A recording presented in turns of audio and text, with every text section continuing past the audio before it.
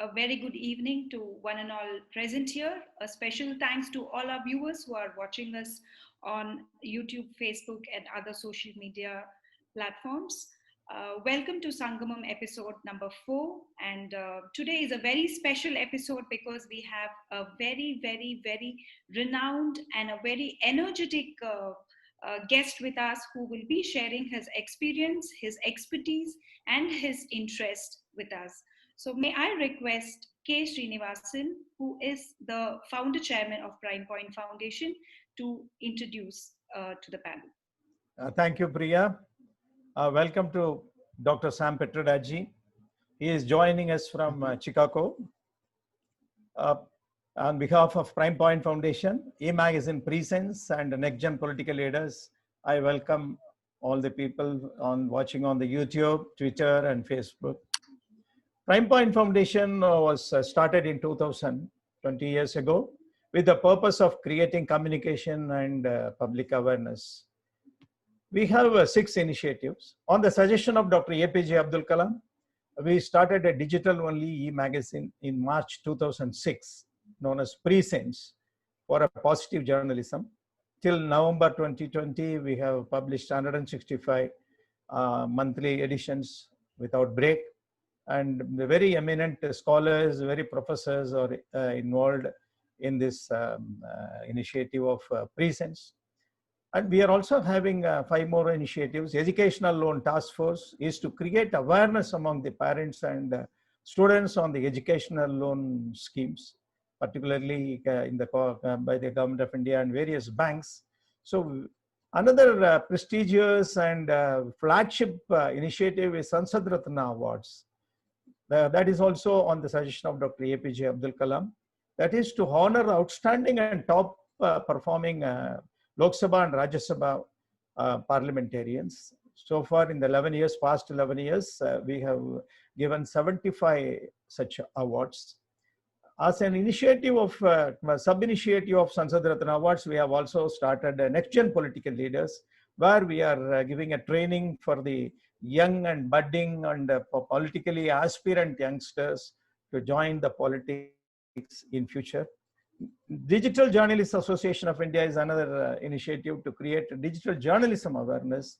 Digital Security Association of India is another initiative to create a security awareness among the general public because of the increase in technology and the safety measures that we need to follow. With all these things, we are having this initiative of Sangamam. This is a show of Sangamam. It is exclusively for nationally and internationally renowned person. This is the episode number 4. And we are inviting high-profile people here for an interactive session so that the youngsters get motivated. And we are really happy Dr. Sam Petrodaji is with us in our show today. And really, I would like to share very interesting my experience I had with Dr. Sam Petroda some 30 years ago. That is probably in the early 90s or late 80s, when he was the chairman of the Telecom Commission and advisor to the Prime Minister of India. I was then chief of the corporate communication for a nationalized bank at Delhi. I wanted to run an interview with Dr. Sam Petroda in our House magazine. At that time, I sought the help of a PTI journalist who was a good friend of mine. Probably he might have told him. Within 2 hours, I got a call in my personal telephone. And immediately when I took the telephone, Sam here, it appears you wanted to have an interview with me. Can we meet for 10 minutes at 4:30 p.m. today? I got really shocked because he was one of the legendary persons and he was Telecom Commission chairman and advisor to the Prime Minister. He spoke to me and giving me an appointment for 10 minutes. Then I got really surprised, and then we made all arrangements for asking him questions. And then I went there on time. His secretary told me that, sir, tonight he is leaving on a delegation along with the Prime Minister and cabinet ministers to United States. And a lot of meetings are lined up. Please don't take more than 10 minutes. I was very ready. And then within 9.5 minutes, I completed the interview. Before I closed, I asked him, sir, one last question. Yes, sir, how come if you are such a busy man, You are able to give me a 10 minutes appointment. Now I see a lot of officers are waiting to meet you. Then immediately he said, a busy man always finds time. A lazy man always finds excuses. That became the title of my story for that particular article, which was very well appreciated by all the people, my fellow bankers and other people, whomsoever has read. Then I also said, probably he may not be able to remember that incident because thousands of lakhs of people might have met him.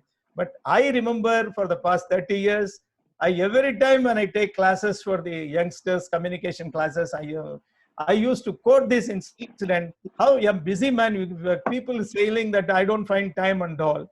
It is very sad that how Sam Petroda has been telling me. I even wrote articles in this on Another Wicket also.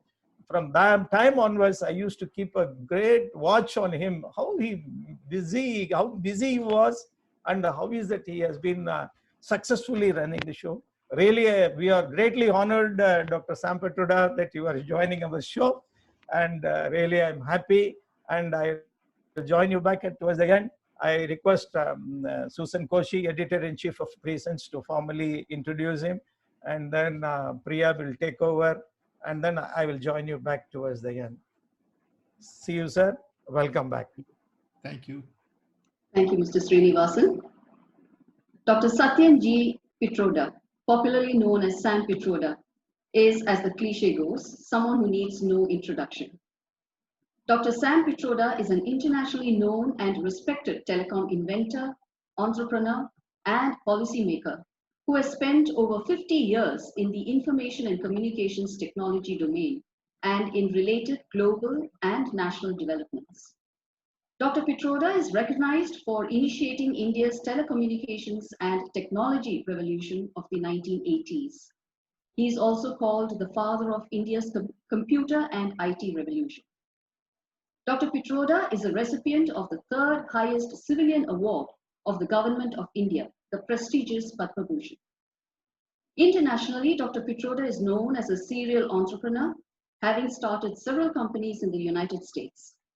He holds close to 100 patents worldwide and has published and lectured widely across the continents.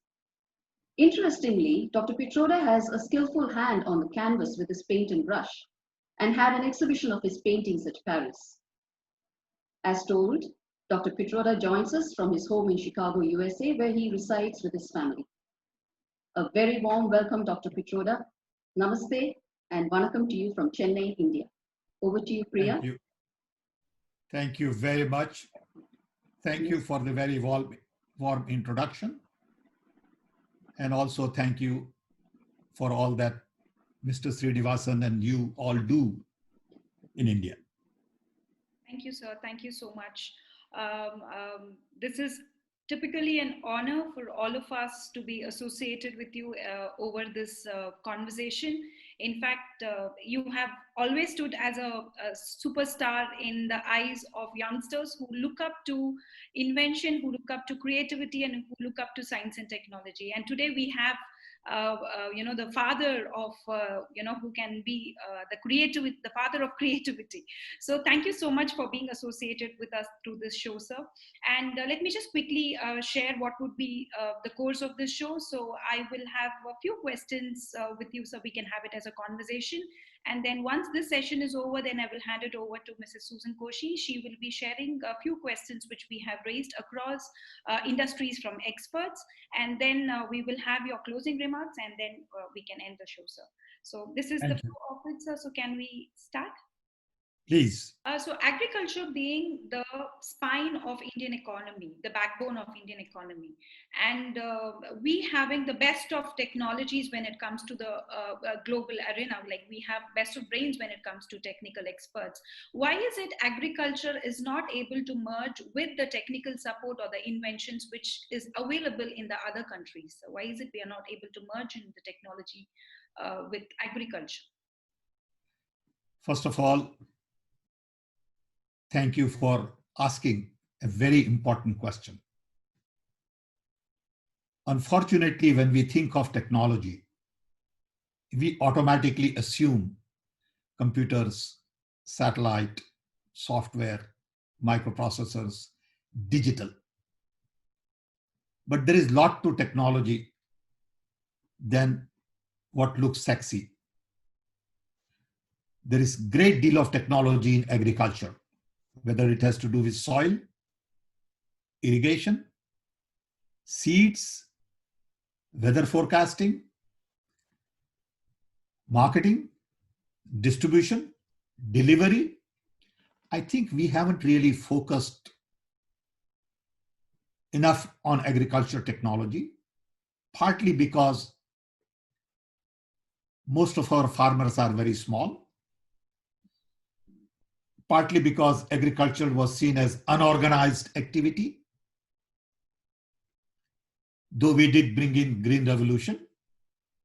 So credit does go to a lot of our agriculture scientists.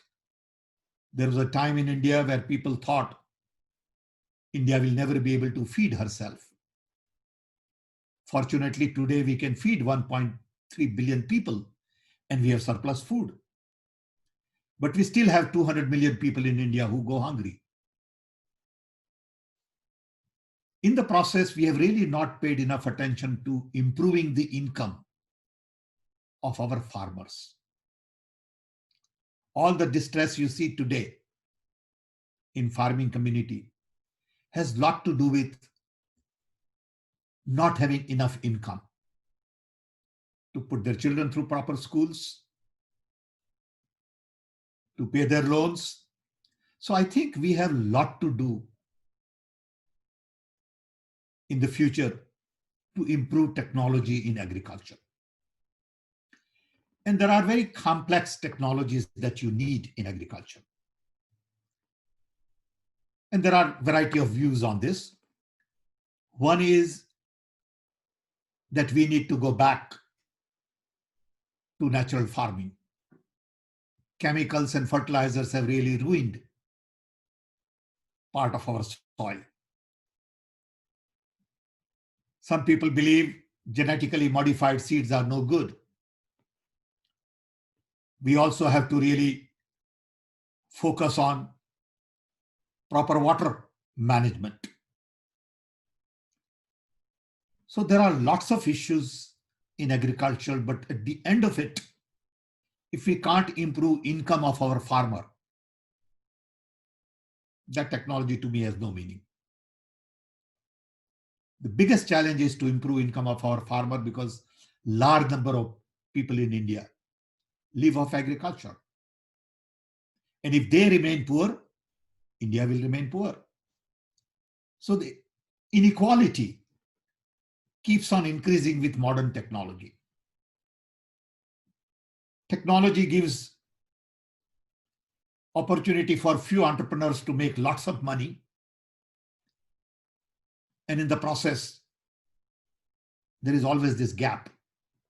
So we want to use technology for the people at the bottom of the economic pyramid. I've been saying this for last 40 years, that best brains in the world are busy solving problems of the rich, who really don't have problems to solve. And as a result, problems of the poor don't get the right talent.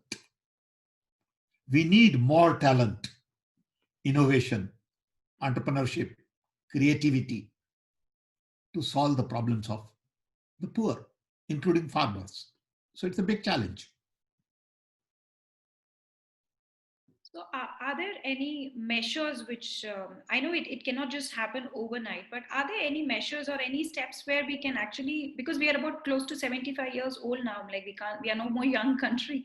So I think it's high time that we have to decide something on the technology part when it comes to agriculture. So how do we have a lot of good agriculture universities, but I think a lot of our ideas don't go from lab to field. We have not really paid much attention to integrating a lot of these technologies. In some parts of the country, you may have better irrigation. In other parts of the country, you may have better seeds, better practices. You look at Punjab versus you look at, some other parts of the country. Because we have such a large country with a lot of different climate zones. What makes sense in Rajasthan don't make sense in Assam. What makes sense in Punjab may not make sense in Andhra. So we have variety of requirements predominantly based on local conditions, local food habits, local climate, local customs. So we need to really create technology which is suitable to local conditions. And we haven't done that effectively well. The proof of the pudding is our farmers are still poor. That's the bottom line.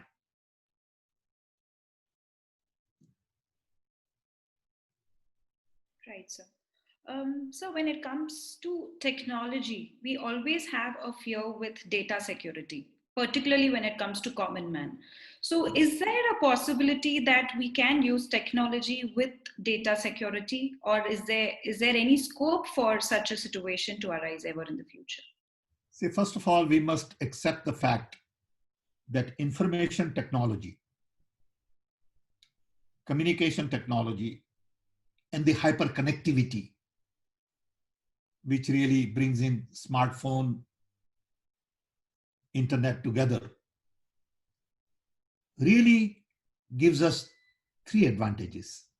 One, democratization. It democratizes information. So a young boy sitting in Bihar can visit Paris, Mumbai, London. So information is no longer in the control of a few. Democratization of information is a very powerful tool. Second, information technology decentralizes everything. Third, it demonetizes. In other words, education is almost free now if you want to learn. You can learn about health. In US and other places, when you talk about Uber and sharing ride, you don't need a car. So it is basically demonetizing education, health, transport, so on and so forth. This technology also has an issue vis-a-vis your privacy, piracy. But today technology is such that anybody can track you down anywhere, whether it is through your credit card transaction or through your mobile location or through who you have been talking to, for how long you have been talking to, what is your network of friends, who are their networks of friends. So privacy has a different meaning now. So I won't worry too much about privacy because it is out in open.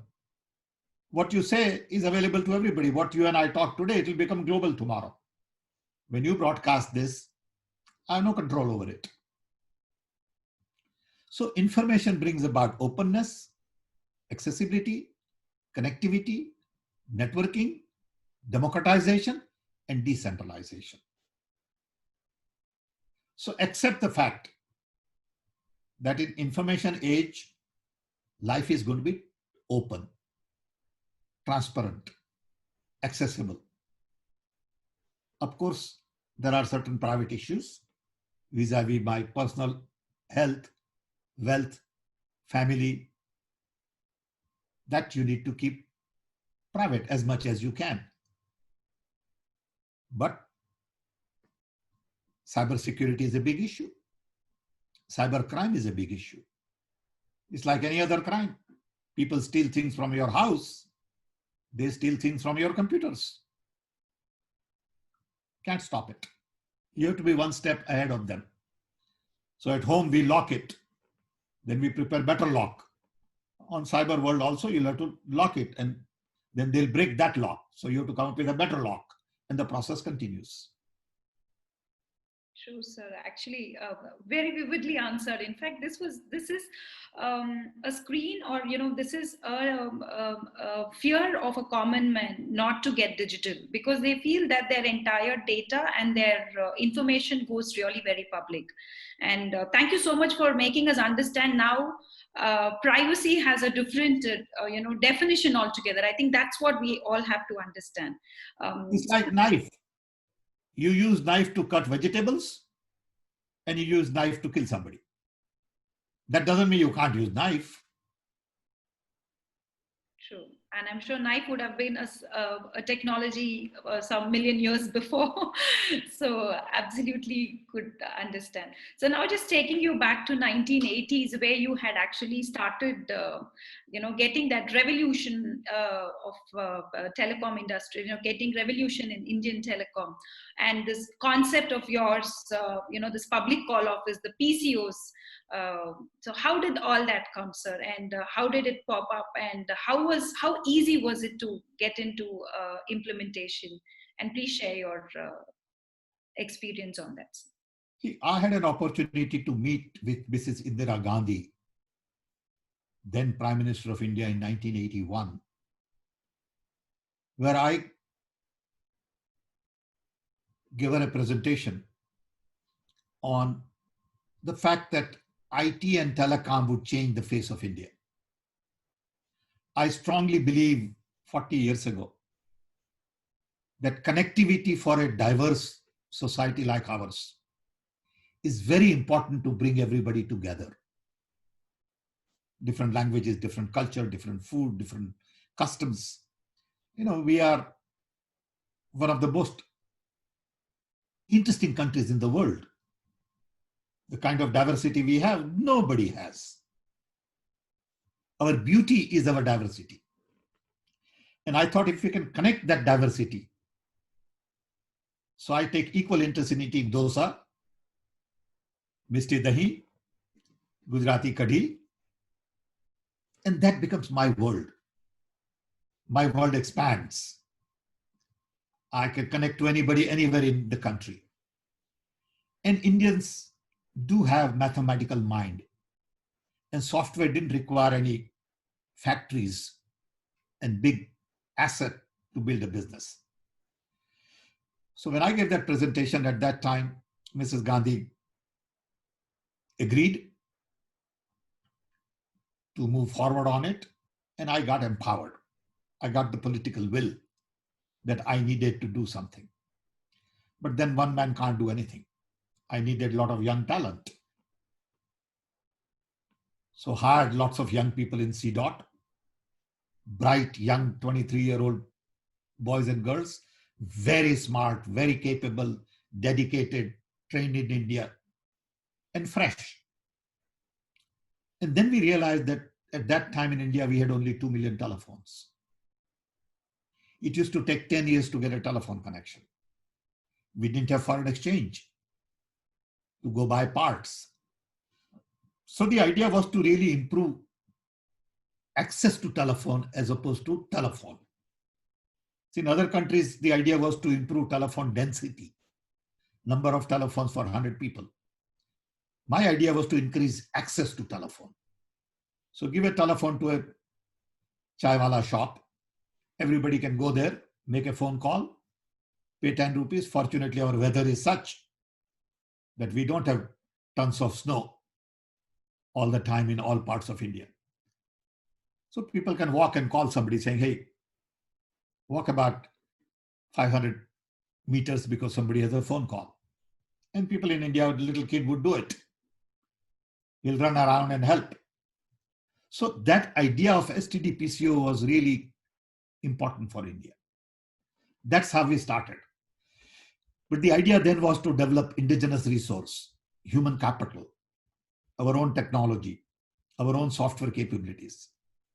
Remember, we had only 2 million phones then. In short span of 40 years, we have 1.2 billion phones. India is a nation of connected billion. We didn't do any software export then. Today, we do about $200 billion worth of software export every year, year after year. So we have come a long way. People don't remember any of these things. A lot of young people think that mobile phone is their God-given right. They don't know how we got there. It was very complicated. In those days, to talk about privatization, liberalization was very, very difficult. We didn't have management skills. We didn't have institutions and infrastructure required. We were trying to design using C language computer software in 1980. And most of the people had never heard of C language. We were using microprocessors then. So it was a revolution then. Not just in telecom. Rajiv Gandhi then decided to bring technology to technology missions. He was responsible for eradicating polio because he started a mission on immunization, rural drinking water, literacy, oil seeds, milk production. The idea then was to take technology to people. So when people today say that nothing got done in 50 years, they are naive, they are ignorant. Lot got done. But it takes time in a complex society like ours to get things done. And it is never easy. Sir, it's a process. We could get what you're saying. This aggressively growing technology day by day, how does one even keep update? How do you even keep yourself updated? Every second day there is an update. There is another new version which comes up. So as a common man, we really get stuck in this entire sea of technology. We feel that it's okay, let's just be in the bottom, let's not even be an expert in that. No, nobody can be expert in anything. It is very complicated. I'm not an expert in telecom. I may think so, but I don't know enough about telecom also. Because the pool of knowledge is so very large. Whether it is IT, telecom, software, or nanotechnology, biotechnology, stem cell research, DNA, genetics, energy, there's just so much going on. You don't have to be expert at everything, nor do you have to know everything. Because technology is an entry point to solve a problem. It is just a tool. The beauty of it is that there is so much to learn in life that you could spend 10 lives learning and still not learn enough. So when a lot of people say, I'm bored, I worry about them. How could you be bored in this world? Just pick up a book and start reading. There is so much to learn, explore. Explore new frontiers. And life would be very interesting, exciting. I learn every day. I read hours and hours every day. Not that I want to be an expert at everything, but I want to be informed as much as I can. But I do realize that I'm humanly not capable. So it's okay to not know about technology as long as you know how to use phone is okay. You don't need to know how phone was made because it is very complicated. That little phone in your hand is very complex instrument. Okay, I don't know where it is, my phone. For example, on my desk, I designed this electronic diary. Okay, this one in 70s. Okay, I had original patent on it. Now this is a pretty complex machine. Now it is obsolete. Okay, I designed first wallet. Okay, so these things evolve. What makes sense today will not make sense tomorrow. What is new today will be old tomorrow. So it goes on, life goes on. At the end of the day, how do people benefit from technology? What is technology basically? It is all about doing something outside our body to give us comfort. Okay, communication, energy, transport, all of that is all about our comfort. Technology is a tool to give us comfortable life. That's all. Thank you, sir. Sir, when it comes to banking, and now that most of us are connected with banks, and when it comes to technology, when it comes to, technology is, as you rightly said, it's double-edged. So as good as technology works for me, so good it works for the guy who wants to fraud it over. So how do we keep up the banking security? How do we maintain the right technology to keep the security high? I think banking people are pretty smart. They have all kinds of security architecture designed into their system. There are protocols built in. And for the amount of transactions we do every day, there is very little fraud. Of course, it's a big number. But then look at trillions of dollars being transferred every day. So when you do some good, there'll be some crooks who would like to take advantage of it. And that process continues until people evolve to a point. They believe that it is not good to steal. They believe that it is not good to murder somebody.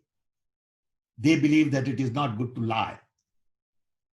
See, if you look at the basic principles of life,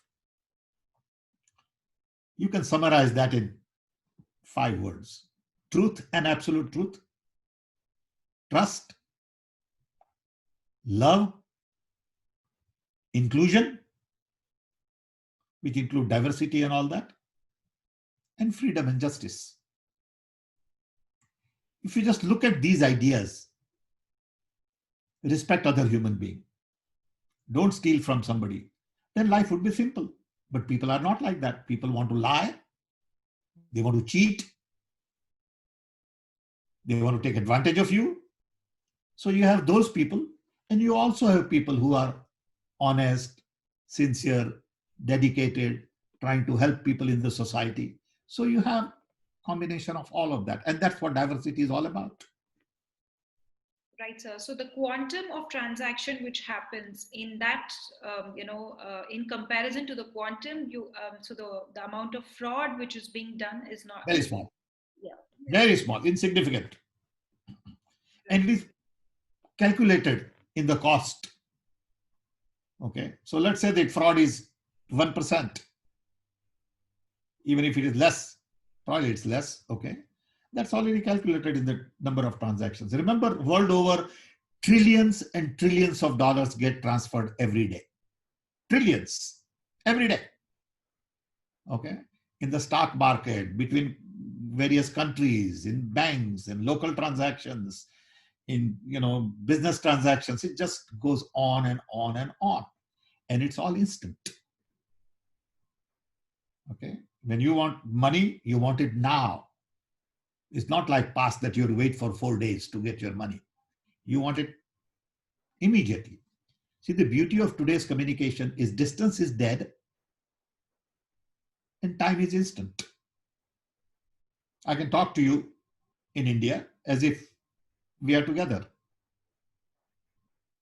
And we decided to do this, instantly. So look at the power of communication.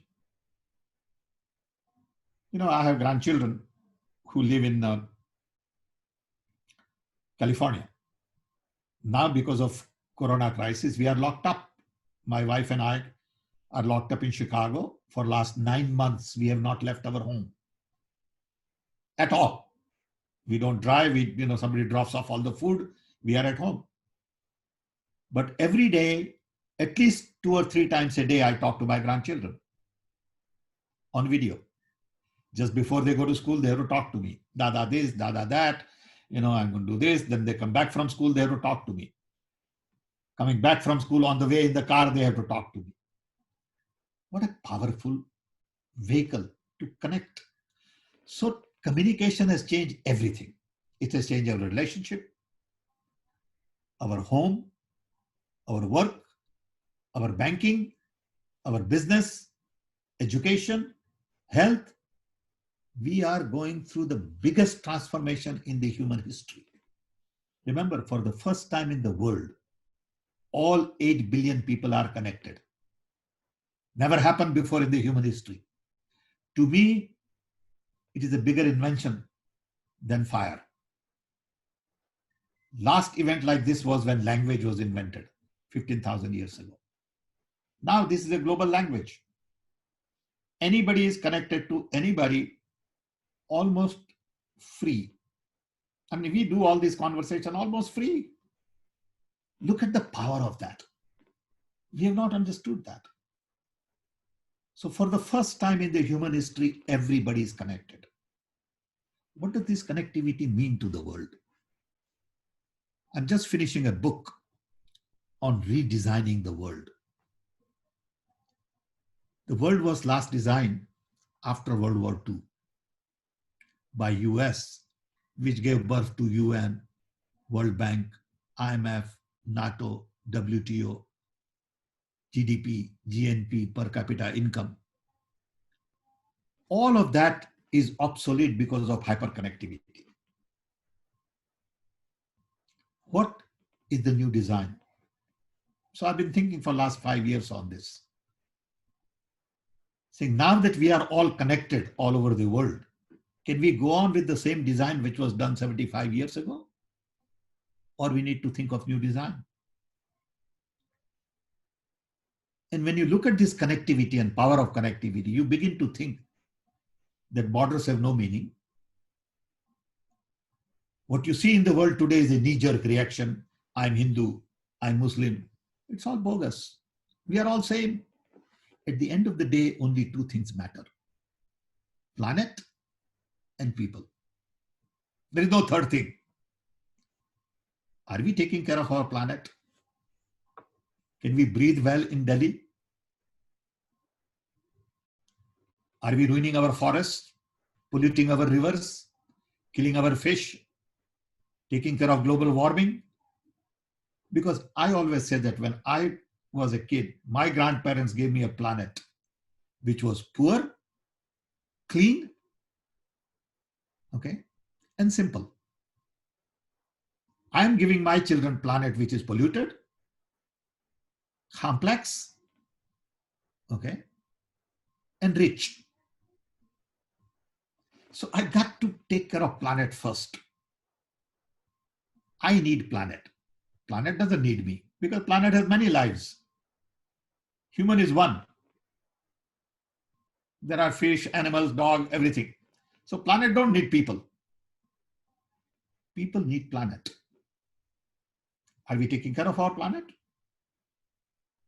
And if we do, then the next thing is people. We are all same. We all came from Africa. We all in our roots were black. Okay. How are we treating our women? How are we treating our children? How do we treat Dalits in India? You know, there's a big issue in America about Black Lives Matter. Okay. Why all this? With all this education, all this great technology, where are we going wrong? Why so many people are in prison? Why do we take police and give them machine guns? Why do we spend $1 trillion, $2 trillion a year in building military? In January, we have this parade and we show machines and missiles and all that. Does it make sense anymore? Do I need to show people by killing power? I mean, just look at it, you know, but that's what we have done. That's what we keep on doing. We discriminate people. We divide people as opposed to loving people. These are the issues we need to look at in a connected world. So very beautifully explained, very insightful. In fact, one beautiful idea which you gave us is the way we all are connected globally today, and which is equivalent to the invention of fire. It is just, I think it is absolutely true. Like we've never been so connected ever before. And thank you so much, I sir. don't think I just don't feel like an Indian only. I'm an Indian, I'm an American, I'm an African, I'm a human being. You know, and I have a wife, I have children, I have, family, and they could be different from me. That's okay. I love them for what they are. I don't expect them to be the same. What a boring life it would be if we were all same. You know? So I think we need to go beyond, and that's what world has to understand, that we are all connected. We are all part of human race. We got to celebrate because we all have a beginning and we all have an end. Beginning, when we came, we didn't have anything. At the end, we are not going to have anything. So I fight for all this stuff. The most interesting thing is experiences in life. Exploring people, exploring different culture, different art, different music, different food, different human stories.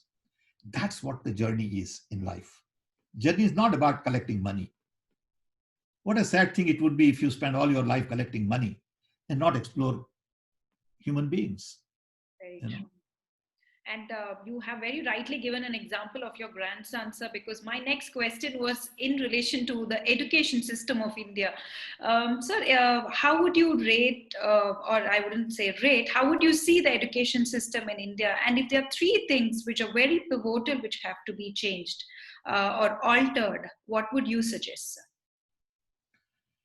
Education is one of my favorite topics. I was chairman of the India's National Knowledge Commission with a lot of my great friends and colleagues from whom I learned a lot. I would say education all over the world is obsolete, not just India. For example, who decided it should take 12 years to go to school? Why should you all take 4 years to get a degree? All over the world, it takes 4 years. Germany takes 4 years, Indian take 4 years, Americans take 4 years, Chinese take 4 years. Why? Who came up with this idea? So I want to basically question the fundamentals of education. To me, to learn today, you need three things: motivation, time, and content. Am I really motivated to learn? Let's say I want to learn how to make a boat. Am I really motivated to learn about it? If the answer is yes, am I willing to spend time? You can't learn that in 2 hours. You may need 2,000 hours. If that's the case, where is the content? I can go to internet and learn everything about how to make a boat if I'm willing to spend that time. So I really don't need a teacher in a conventional sense. I need a mentor. But none of our teachers are trained to be mentor. They are trained to deliver lectures. I don't need to deliver lectures. I want to flip the education system. So I don't want to go to class to listen to a lecture. I want to listen to a lecture at home. But I want to go to a class to do my homework. Today I do exactly opposite. Today I go to school to listen to a lecture and come home and do my homework. So connectivity has changed everything about education. You can go on internet and learn whatever you want to learn from best of the best people in the world. You can get courses from MIT, Harvard, Yale, Delhi University, whatever you want, IITs. Why do I want to go to college to listen to a lecture on duster and blackboard and chalk and teacher and textbook? But that's the system we have created. So we need to really redo our education. But in India, there are three fundamental challenges in education. One is expansion. We need to expand our education so a lot many more people can go into it. Two, excellence. We need to improve quality of our education. Leaving aside top 5%, quality of education is pretty bad. Okay. I mean, I have seen people in India with degree and they can't even write one sentence, can't comprehend anything, have no idea of anything. And whatever they know is mugged up, is memory and not creativity. They are not taught to solve a problem. They are trying, or they are taught to remember a situation. Education is not about remembering a situation, because all that information is available on Google. Why do I need to learn that? If somebody, asks me a question, what about this? I don't need to know that. I can check it out. So I don't want to keep my brain busy with facts. If you know facts, that doesn't mean you are smart. Okay? Because I have access to facts. Why should I know about facts? I need to know about how I use that facts. So the third thing is really equity. You have to make sure that the poorest of the poor can indeed get the best education possible. So those are the three fundamental challenges. How do we use technology to meet these needs? How do we give people soft skills? I've seen engineers in India who can't communicate. All modern work requires teamwork. And if you're not a team player, what do I do with you? Okay. So education is in crisis. Education is not about grades. Don't impress me with your ability to remember things. Okay. So when I see all these, great television programs that my wife watches, on and off about people answering questions, complicated questions, I don't get impressed. I said, I don't need to know. I can Google it. Why would I clutter my mind with a lot of facts? How do I solve a problem? Is something that we need to teach people. And our education system is not designed for the needs of the society. That's one view. So, sir, you're trying to say it has to be more application focused so that it can trigger the creativity of students. So, First of all, we have to be a good citizen. The education is all about being a decent human being. See, a lot of young people ask me saying, what's your advice for me? I said, I have no advice. The only thing I would say is be a good human being. Build a good self. Self that is disciplined, self that is respectful, self that is creative, self that is comfortable. See, I found in India in early days that people get insulted very easily because they have very fragile self-esteem. You don't say hello to me and I'll get upset. You don't invite me to your party and I won't talk to you for 3 days. What it says is, I'm not comfortable with myself. It's okay for you not to invite me. It's okay for you to disagree with me. So how do I build that self that respects other human beings?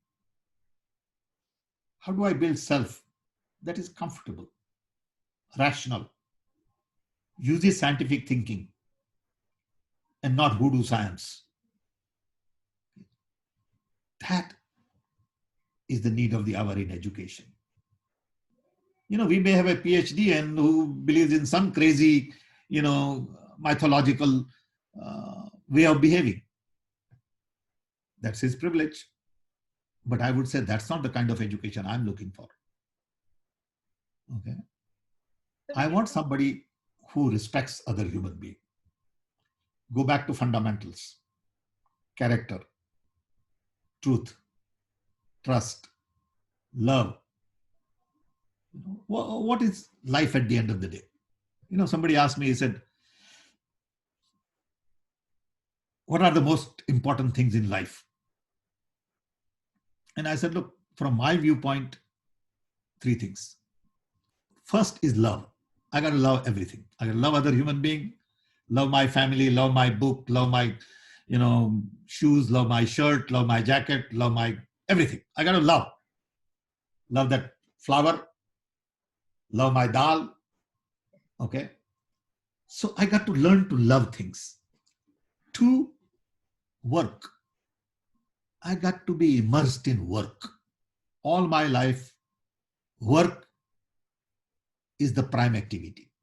Work doesn't mean office work. Work means make your bed, clean your floor, cook, polish your shoes, laundry your clothes.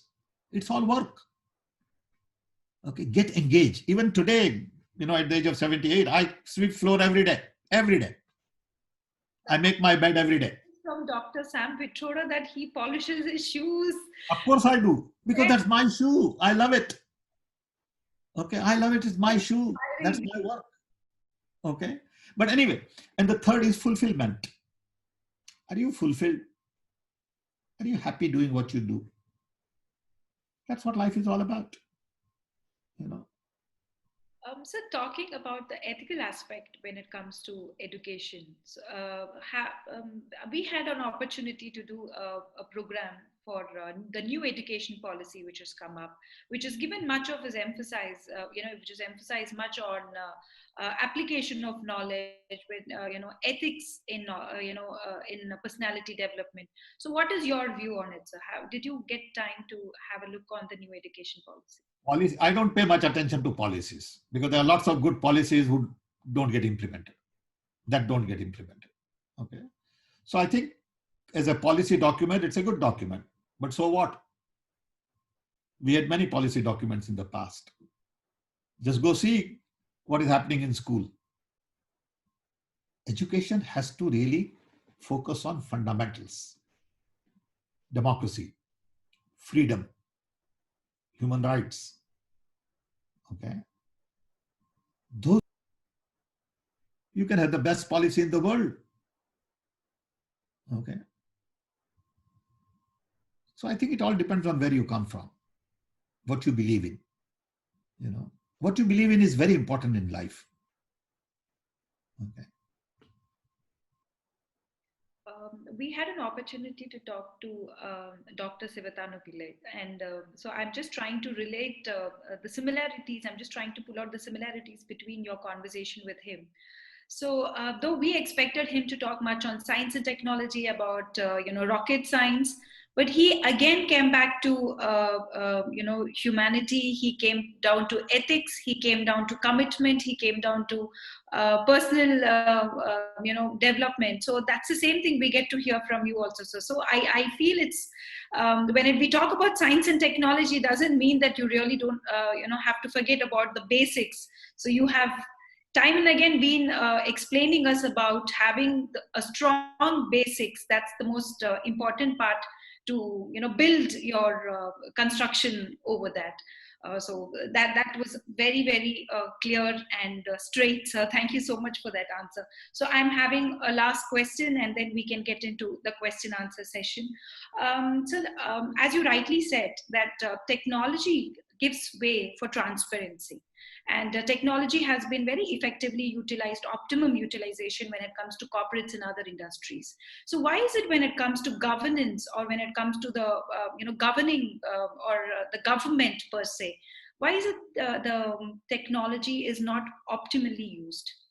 Is it because that it will give scope to transparency? See, during my time with Dr. Manmohan Singh, we all tried to really enhance e-governance,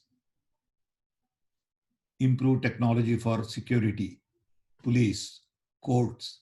In India, we have 32 million court cases pending.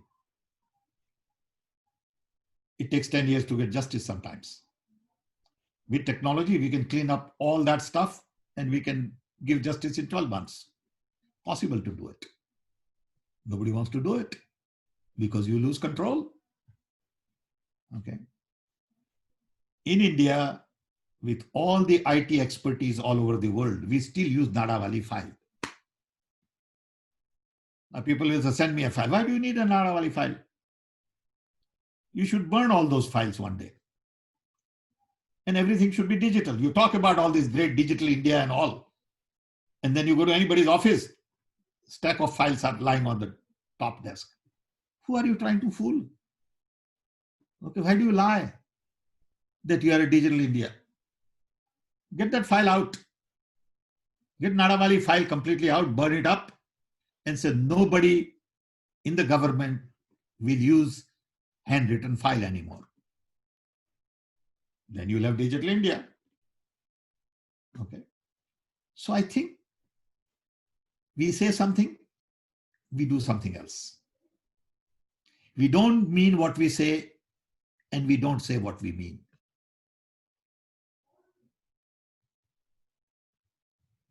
Technology could be a great enabler for the government, but that would mean democratization of government. See, most of the governments work based on command and control. That's the traditional hierarchical. India is a feudal hierarchical society. Boss has all the answers. Nobody says, hey, you don't make sense all the time. You cannot have all the answers. You're just a human being like me. Okay, how could you have all the answers? Just because you are at the top, don't mean a thing. Are you taking everybody with you? Are you having enough discussion, debate?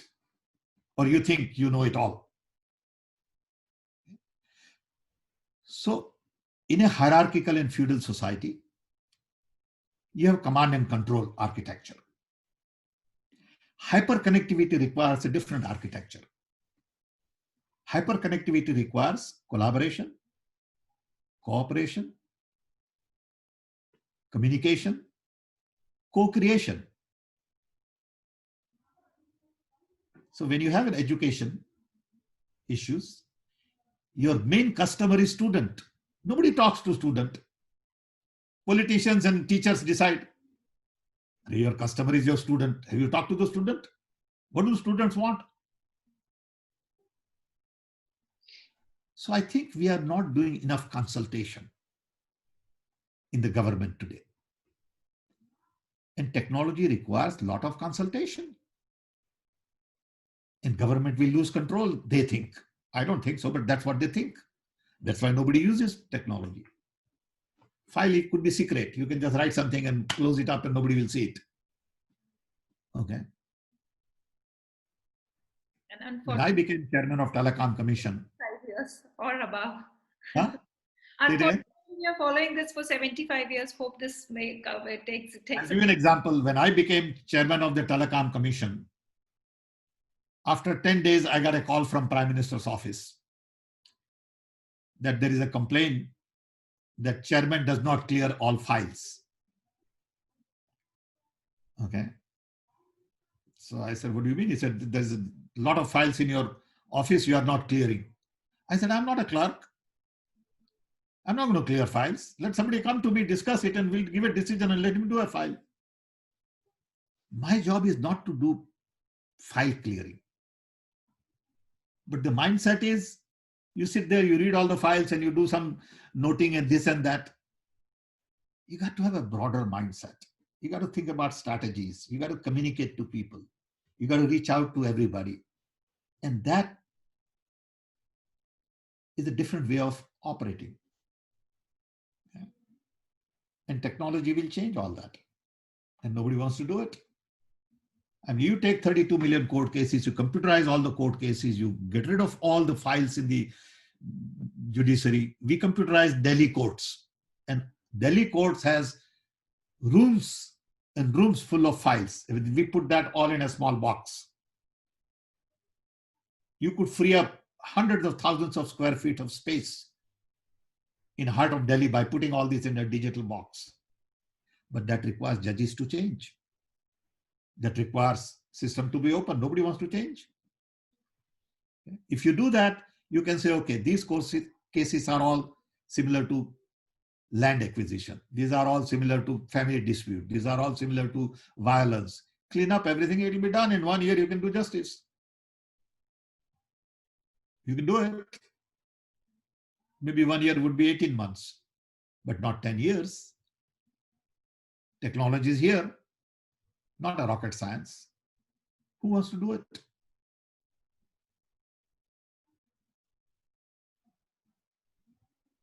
So if you give me a chance, I would just not want to stop my conversation with you, sir. But it was a pleasure and it was a privilege to be having this conversation with you, sir. And thank you so much for that clarity which you have thrown to all the questions which we were discussing. And thanks for that kind gesture of yours to be explaining everything in a very layman language, like for us to understand, and beautiful to be connected. I'm not an expert. I just open my mind. And once in a while, I may say something that is not appropriate. Okay, but I don't mean it. I just want to be very transparent, very open, very honest. And I'm entitled to make mistakes. I'm just a human being. So if I said something which is not in tune with what you all think, my apology. Oh, sir, not at all. And you may say you're not an expert, but fortunately, your history doesn't say so. Thank you so much for this conversation, sir. Over to Mrs. Susan Koshi, Editor-in-Chief. So she has a few questions to ask you, sir, which had been raised from experts across industries. Over to you, ma'am. Thank you, Priya. Thank you very much for handing over, though reluctantly. So it's worth my patient waiting. And Dr. Pitroda, it has been the last segment. It has just been a package of inspiration, knowledge, and wisdom, gift wrapped and handed over to us. We're very thankful to you for that. Thank you. Now we come to this section, this segment of the interview, of the talk, where we had some questions from professionals in specific industries and areas. So I will start with the first one. And since we're talking of India and reforming, this question is by Mr. V. Rajendran, who is chairman of the Digital Security Association of India. He wants to know, what are the strengths that you see in today's Indian youth, especially in the area of creativity, entrepreneurship, education, and integrity? Do you see any areas that needs to be improved, and what do you suggest? It's a complicated question I may not be qualified to answer. But I would say India has an advantage because we have a large number of young people. The fact that we have a very large pool, you are bound to have some smart ones. There's nothing you can do. It is just statistics. World over, population is aging, decreasing. In India, population is increasing and young. Our young, to me, is the workforce for the world and not just workforce for India. I don't look at Indian youth as solving problems of India. I look at Indian youth as solving problems of the world. So we have the talent, but we need to broaden our horizon. We need to go beyond India, Indian religion, petty stuff that we are all caught up with today. And we need to look at a broader responsibility for our young.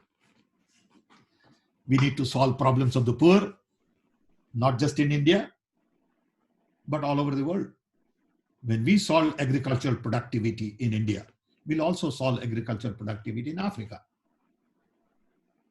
So our young need to look at solving problems of the world. Our young also need to build character, better self to be able to help large number of people. They need to get away from the narrow view of the world in terms of entrepreneurship, innovation, venture capital, making money, going public, made $2 million. That's fine. That's great. But you got to go beyond that. And I think our young can afford to do that compared to others. So I would encourage our young people to build very strong self, think of solving problems of the world, and go beyond money, markets, venture capital, funding, profits, which are all important. But at some point in time, you got to rise above that to solve bigger problems. Thank you, Dr. Pitroda. The next question is from Professor Sudarshan Padmanabhan, who is an associate professor with the Indian Institute of Technology in Madras. His question: currently, there is a huge digital divide in the education sector, which we noticed especially during this COVID pandemic lockdown. Many children, especially in the rural area, were without connectivity or with poor connectivity. They could not attend the online classes conducted by their respective schools. What do we need to do to bridge this digital divide and make internet and ICT-based education available to all at par? The question itself has the answer. Okay. Saying we need to provide that. The question is how. Okay. So the divide is not just digital divide. Divide is in education, divide is in health, divide is in income, divide is in every other aspect. Education is one element of the divide. We definitely need connectivity so that people in rural areas can connect, but we also need devices. We need content. We need content in local language. Okay. So I wrote a piece in the newspaper. I said, India is not equipped to provide digital education. We are not there. We don't have it. We may make all the strange noise, but the reality is at the ground level, we don't have it. We may have it for 20% of rich people, but that's not India. We don't have connectivity. We don't have devices. We don't have content. We don't have local language content. We don't have platforms. And digital learning is not about taking video of a course taught on Blackboard and putting it on YouTube. That's not digital learning. Digital learning has to be interactive. It has to have the right platform. It has to engage children. We don't have it. We didn't prepare it. So my recommendation was, which is difficult to accept, is make this a 0 year. Children, just make it a 0 year, saying this year is 0 year, reset. It's okay for a lot of these children to have 0 year because they are going to be living longer than anybody has ever lived. A lot of these children are going to be living 80, 90, 100. Okay. Because when I was growing up, lifespan was 54. I'm 78 and I'm still doing well. When these children get into trouble 50 years from now, technology will not let them die. So if they're going to get 20 years more lifespan, what is 1 year? Nothing. Let them learn from family. This is a year to learn from environment, family, backyard, local forest, local tree, local flowers, local food. Just take a year off. It is very difficult to swallow. But the reality is this year is gone, wasted. So don't expect digital India and digital technology to provide you education. You're not doing it. You're faking it. So accept it. It's okay. Nothing wrong with it. But you got to face the reality. So the question is very valid from Professor that we need to improve, and it doesn't happen overnight. You can't change connectivity overnight. You can't provide 100 million smartphones overnight. You can't create all the content online overnight. It takes time. And we are not there. What an excellent perspective that you shared with us. Thank you, Dr. Pitroda. The next question is from Mr. Srinivasa Gopal, an entrepreneur. He said, incidentally, you did mention that communication through technology has helped us stay connected. And this worth is recognized during this COVID time when you mentioned about staying connected with your grandchildren. Even then, There is concern that technology in real time is at the cost of real-time human relationship. What is your opinion about this concern? And how can we strike a balance so that humanness is not compromised when life gets progressively virtual with technology? Look at this tool as an add-on and not subtraction. It is not subtracting anything from your life. It is adding to your life. It's like the glass is half full or half empty. Connectivity tool today allows me to talk to my grandchildren. It's an add-on. Without this, I wouldn't be able to do it. I'm not losing anything. I'm adding something. Okay, that doesn't mean that when I go meet them, I won't enjoy it. Just because I enjoyed video conversation.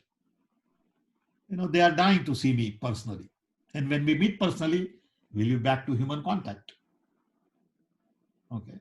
Maybe, so think of this as a positive addition. It's not taking anything away from you, unless you want to give it up.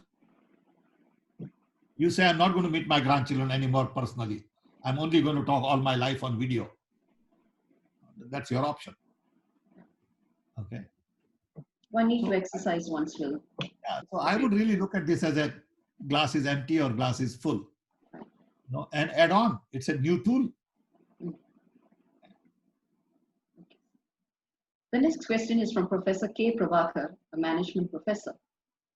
He says, India exports the best of brains to the Silicon Valley. CEOs of many IT companies are Indians, and yet India does not have its own OS because CDAP was developed by you. Now, what is your take on this? I appreciate the question. I spent a lot of time in trying to develop Indian OS in India, but there was no political will. I had a long chat with Dr. Garola, head of NIC, and we both very strongly felt, and this has been going on for 20 years, that India needs Indian OS. We can do it. But who will give us funding? No companies are interested in developing original projects or products. They're all interested in services, so they can employ 5,000 people on some project and make, $5,000 per software guy. It's a different mindset. As opposed to saying, here are 5 top IT companies in India and putting $1 billion to develop Indian products. Why OS? Why not Indian Facebook? Why not Indian Twitter? Why not Indian Instagram? Why not Indian WhatsApp? Why not all of these things? Okay, OS may be too complicated. Look at what Chinese did. Chinese built Alibaba. Chinese built Tencent. Chinese built all their OS's products. We didn't. So best brain solve the problems of the rich and not problems of the poor. Indian software people in the early days solved the problems of Citibank, did not solve problem of State Bank of India. Have we missed the bus? Huh? Have we missed the bus in this aspect? I think so. We have missed one bus. Okay, but that's not the only bus. Right. Okay, there'll be more buses coming in the future. Are we prepared for that? This bus we have missed. See, we have missed 3 main buses, according to me, in IT only. I'm just talking about IT. Okay. 4. 1, definitely OS. Very important issue. 2, manufacturing. In C. days, we were manufacturing all our products. We had ancillary industry, we have local production, we had local test equipment and all that.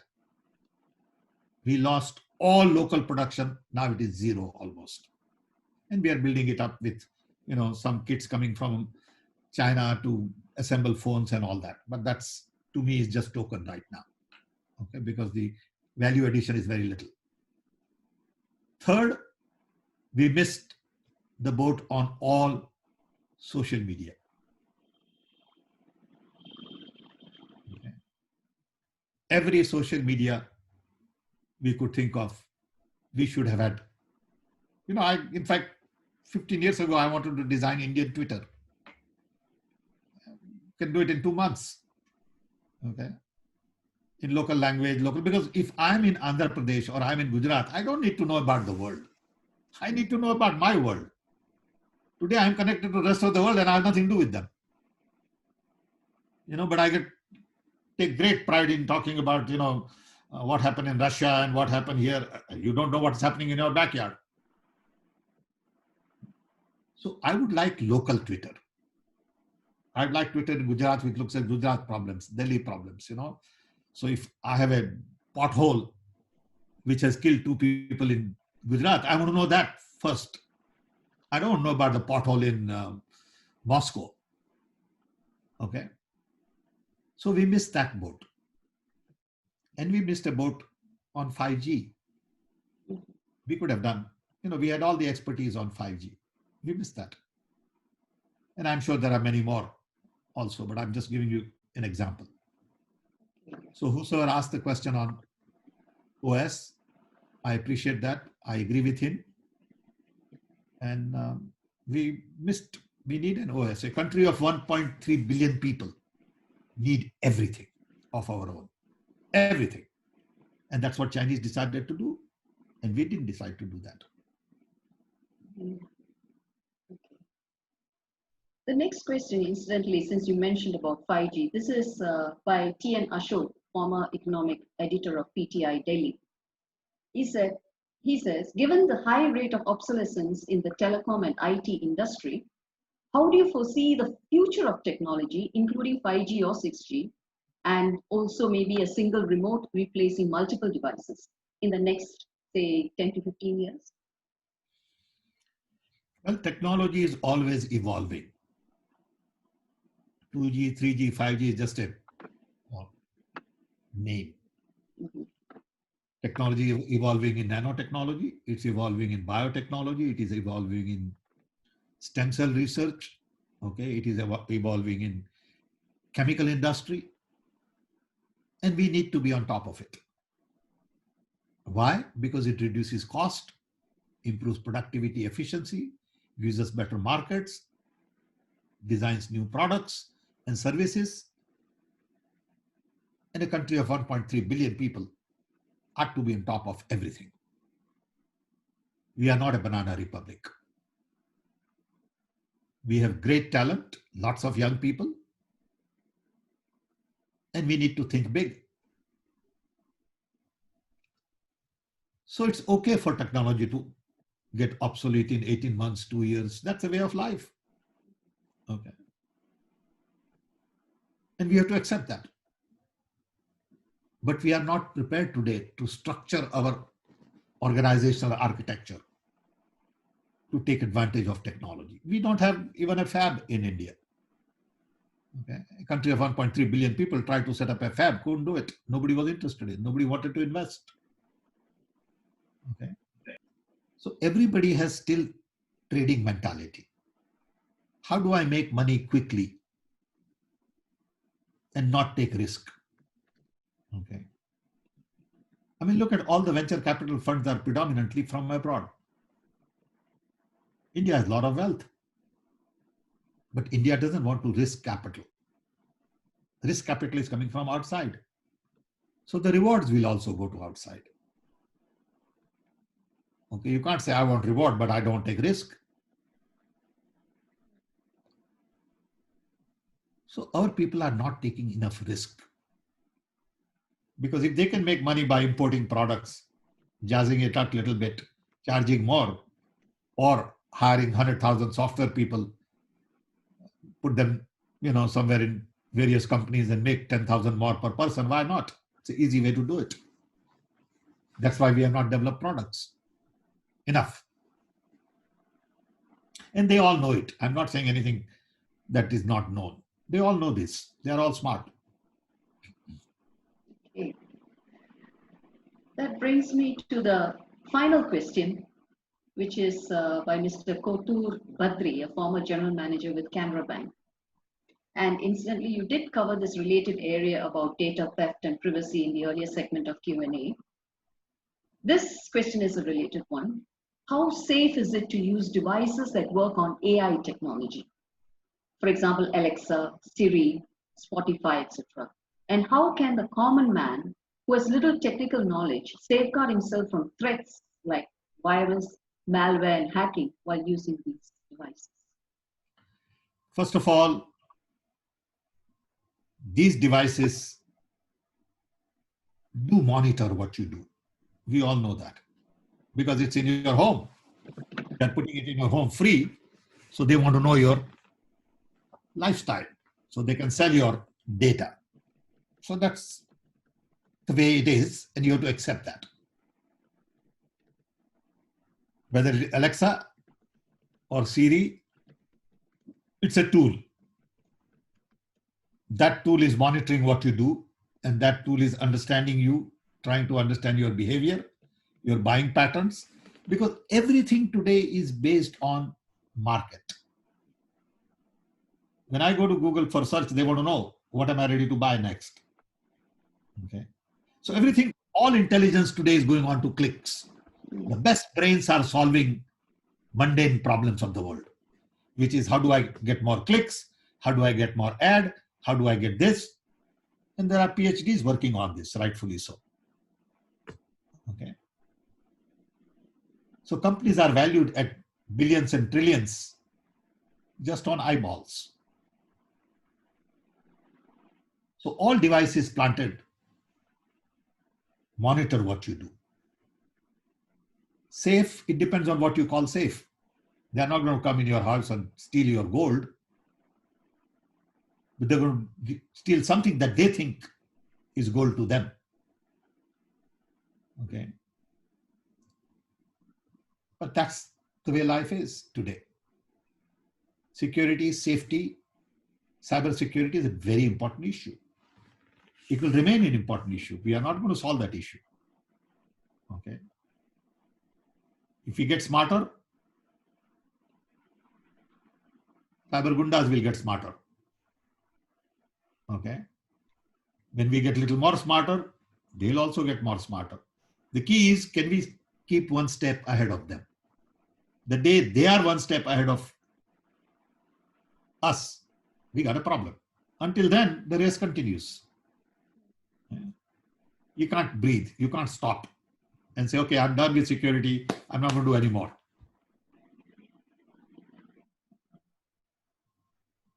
Thank you very much, Dr. Pitroda. I would say that it's something like I order a la carte. I select something in the form of the questions, and you've served an absolute buffet and given so much more than what was asked by the people. And thank you very much for it. Now we have Srinivasan Priya on board. Wish you all the best. You have a great team. Mr. Srinivasan should be complimented. And I hope this was useful. Yes. So before we close, we would like to have a concluding remarks with 1 or 2 minutes. What is the message that you want to give it to Indian youth? 1 or 2 minutes. Your concluding remarks, summary. First of all, I'm not capable of giving wisdom to young people. I'm telling you, and I sincerely mean that, because they live in a different world than I live in. You know, I'm 78 years old. What is important to me may not be important to them. And what is important to them, I may not even know. So it is difficult to advise them because my advice is going to be based on old man. Okay. And they might say, hey, this guy is completely obsolete. He is in his graves. What is he going to tell us? And they may be right. But I can tell you based on my journey, what gave me happiness in life. And I had a fantastic journey. Coming from a small little tribal village in Orissa, son of a carpenter whose father had 4th grade education, to be able to go to college and get for $10 master's degree in physics is the greatest contribution India made to my life. And I'm thankful to India. for providing me that kind of education. My roots are Indians. My trunks are Americans. My roots are deeply rooted in family, in understanding poverty, understanding other human being. All my relations, mama, kaka, nani, neighbor, Sardarji, Bhaiyaji, Muslim, doodh wala, chai wala, jalebi wala. Okay. And I love all that. I love every connection because they all added to my learning. There is a guy who used to bring idli every morning at home to sell. And he was a very interesting human being. He became part of our life. Okay. Where else in the world you will get that kind of diversity? Then I came to America and I learned about technology and all this stuff. And I started to see life very differently. To me, what is more important in the process of learning is that I believe in democracy. I cannot be controlled by somebody. I wouldn't like to live in China, as an example. Okay, because I want my freedom. Whatever that freedom is. Okay. I want to be able to articulate my ideas. So I want my democracy. I want my freedom. I want justice. I want family love. I want ability to move. I should be able to go to Assam and I should be able to go to, South India and I should be able to go to Kashmir, and that's my life. Okay. So first, young people should decide what they believe in. And today's biggest need is, I need to love everybody. I need to love my Sikh brother. I need to love my Muslim brother. I need to love my Christian brother. Okay, they are part of me. They are my family. Okay. And the day I begin to distinguish them, I'm finished as a young man. I need to love them. Okay. I need to love other human beings. I need to respect women. Okay. I also have sister and mother and Babi and Chachi. They are there. They are same. How could I not treat them properly? Okay. Because my sister won't be treated properly if I don't treat them properly. So I need to understand fundamentals in life. Everything else is irrelevant. Democracy, human rights, freedom, love, truth, trust. I got to trust you. When you said, look, we want this, interview, I didn't go check online who you are and all that. I trust you. Okay. If you want to misuse this information, that's your privilege, but I trust you. I don't want to start life on mistrust, because mistrust costs a lot of time and energy. Trust allows us to do more things. Truth, I believe in truth. You say who you are, that's what you are. I'm going to ask for your certificate, whether you have a degree in this or not. So we must believe in truth. And when I see our leaders lie today, divide people today, I worry. I worry a lot about India, because we have created leaders who are petty fellows, and we have created big image out of them. They have no fundamental education. They have no understanding of the society. They want to push their idea one way. You cannot divide a country of 1.3 billion. There will be a fire in the future. Okay. We are who we are. Live with us. Okay. Respect. We are different. We are good. Love everybody. Okay. Accommodate everybody. And don't be arrogant. Listen to people. There is a lot of wisdom. My grandfather, who was totally uneducated, but was a very wise man. Our grandparents were loving, caring, and they gave us the wisdom we have. So listen to them. Make sure that you build an inclusive society. beauty of India is inclusion. I mean, I get amazed at all the music in India. I get amazed at all the food in India. Okay. I mean, show me one country where you can have this kind of diversity in food. Okay. Why don't we celebrate this? Why do we divide people? And I think that's my message to young people.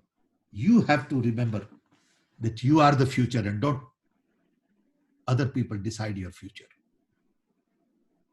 You got to decide your future. That I don't want this jagda lafda. Okay. I want to love everybody.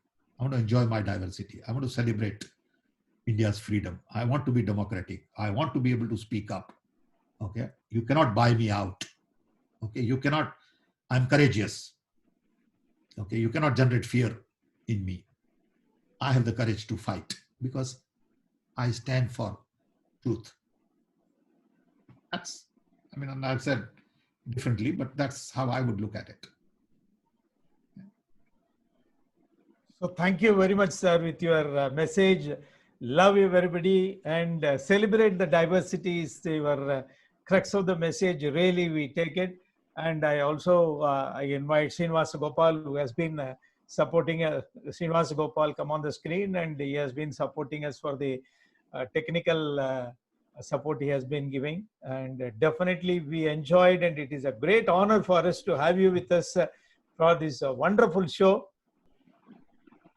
Thank you very much, Gopal, Srini.